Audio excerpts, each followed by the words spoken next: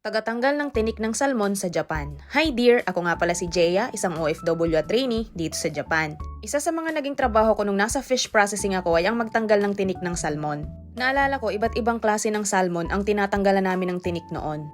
Nakakaaliw siyang gawin kung tutuusin, pero kung daan-daang salmon ang iyong tatanggalan ng tinik, medyo nakakangalay din yun sa maghapon. Nalipat nga pala ako sa fish processing noong nag-pandemic, isang taon din akong nagtrabaho sa isdaan. At sa ganitong paraan nga namin tinatanggal yung mga tinik ng salmon doon sa company na yon. Bukod dyan, naghihiwa din kami ng sushi, tapos nagtatanggal din ng balat ng salmon gamit ang makina. Meron din kaming naging trabaho dati sa isdaan na tagatanggal naman kami ng mga dumi sa tiyan ng isda, yung mga intestine. Yung trabaho ko talaga sa fish processing company yung mas naging nakakapagod base sa experience ko. Kaya kung meron dyang mga nag-apply sa Pilipinas na magiging fish processor dito sa Japan, ganito po yung ibang ginagawa. Para magkaroon ka lang din ng idea. Pero ang kagandahan nung nasa fish processing company kami, libre kami sa panganang salmon araw-araw. Yun lang, salamat sa panonood.